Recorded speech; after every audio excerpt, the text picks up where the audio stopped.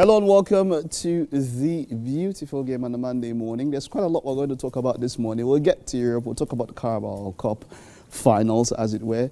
But let's start with Africa in the CAF Champions League. It was quite a shock. And why would I say a shock? Now, the second legs of the quarterfinal stage of the CAF Champions League is done. And the interesting thing is that all the teams that came first in the group stage in the Champions League, that's in CAF Champions League, are all out. Defending champions Pyramids are out. Al Hilal also, who topped the group that had Mamelodi Sundowns, are out. But there was a scare in Bamako, Mali, as Mamelodi Sundowns traveled to take on Stade Malien with a 3-0 commanding lead. Played good football, were much better than the team. But when he got to Mali there, it was quite a shocker. And it started from the very, very first minute. Now, there's been complaints about how it was the weather. It was due to the heat and all of that. And I would say something. When you are at home, you would do what you can to take your own advantage. I mean, if Sundowns were at home, they'll probably want to play the game at night. We've seen even in Europe, I mean, in the Jose Mourinho era, where whenever he's going to play against Barcelona, he would ensure that the grass is not watered and the grass grows very high so that it can stop the flow of the ball. So teams would always use whatever they have at home to their advantage. And that's what Stade Malien did. And let's take a look at the goals here. And this is quite interesting. Let's take a look at this particular goal. As the match started, just as the match started, that was where the goals now came in. From the first minute, and I'll blame Koliso Mudau for this particular effort. He was trying to keep the offside trap, trying to make it, but yeah, let's take a look at this. It goes in. Now look at Koliso Mudau going to try to keep the offside trap, goes in, and he is free. How did it happen? There was a VAR search. But let me try and break this down, right? Let me try and break this down. Even after that VAR, now look at this. Exactly. This is the point that I want to watch out. He's going with the ball, taking this run here. Now let's prefer this color. Yeah, I like this one even more. Going here, taking the run, and then you can see Koliso Mudau, who should keep charge of it. He's trying to play the offside trap, and look at them here. He fails at playing the offside trap, doesn't recover in time. And then let's go and see how this goes on, how this ensures. And then he goes on to, and then look at this, look at this, and look at this. He goes in, and then you can see him leaving this guy, goes on to take, and then that's the goal. They could have scored 3 goals in the first half. The second goal, the one that was ruled out for offside, and then even when they went forward. And so it was quite disappointing from Sundowns. And then something to also make mention was that particular red card from Audrey Modiba. There was no reason for that. He put his team under immense pressure, something that was definitely not needed. I'm not sure there's anybody anywhere that have any problem with that particular red card. It was a straight red and it was worth it.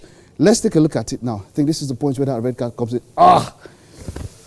When you see it when you see the replay, and then that's what you know. He put his hand on his head, he put his team under pressure.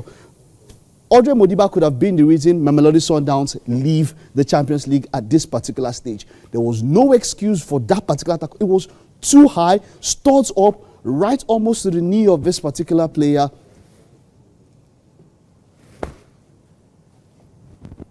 That was bad. That was very bad. That was very bad. In fact, Olamide says that's double red. Yeah, I would almost want to agree. So, you see, at that particular time, he could have put Sundowns, and of course, he's worth even a much lower rating than he was able to put in here. But 2-0.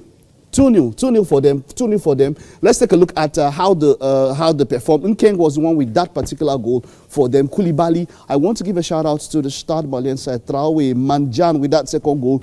From the beginning, they put pressure on Mamelodi Sundowns and didn't allow Mamelodi Sundowns to play. If Sundowns go this way and go up against Esperance, then they would have to fear because they might just not qualify. And Sundowns also have to work on their away form. They didn't win any away match in the group phase, and that is where this comes into consideration. Modiba, of course, with that particular card, like I said, put his team under pressure. They could have lost. And so, being away and the heat is not an excuse. We are Africans. Yes, I know South Africa can be a very cold place, but you prepare for it. I mean, that's the idea. That's the idea of preparing for an away game. So it was shocking for me, considering how how dominant Sundowns were for the first game, I was shocked. Kudos to Stade Malien. This was what I was expecting in the first leg. But I think for Africa, we have to find a way for our teams to play football in such a way that you don't see so much of a difference between home and away. But let's take a look at how the teams are when it comes to the semi-final stage. Like I mentioned, all the teams that were in first place have left. Esperance of Tunis were up against Al Ali. Al Ali were top of their group. They've left. Tunis were second place in their own group. Mamelodi Sundowns were second place to Al Hilal Omdurman. They've qualified. Stade Malien first place in their group, in a group that had Petro Atletico, that had Simba. They've left. You also have Pyramids, defending champions, also top their group, drew one game, 1-5. They're out. Al Hilal, top of their group, the group that had Mamelodi Sundowns. So it is quite interesting, and I love football like this. I love the underdogs. And so as it happens, all the first place are out, and in the semi-finals, Esperance de Tunis will up against Mamelodi Sundowns, and then we'll have AS FAR of Rabat, Morocco, up against RS Berkane. It was quite an interesting, when it comes to how the scoreline played out. But let's take a look at how all of that plays out in how the teams, the scorelines and the results when it comes to how all of that's played out. Yeah. Okay. So for it'll be on the 10th of March. That's where you have the teams here. And Mamelodi Sundowns will be up against Esperance of Tunis, like I mentioned. FAR Rabat will be up against Berkane. And then we'll see the first and the second legs. But the results for the fixtures. Now, this was where it was shocking for me, yeah? This was where it was shocking for me. Berkane, in that second leg, defeating Al Hilal 1-0. Stade Malien defeating Mamelodi Sundowns, of course, that particular one there, like we mentioned. Al Ali, of course, Esperance. I didn't expect this one. This one was more of a shocker. Esperance, of course, defeating Al Ali. And then, but this one was the worst. FAR Rabat against Pyramids. This one was quite very shocking. So there you have it. It's the semi-final stage, and Mamelodi Sundowns will be up, like I mentioned. They'll be taking on Esperance. We'll get to see how all of that will play out next month on the 10th.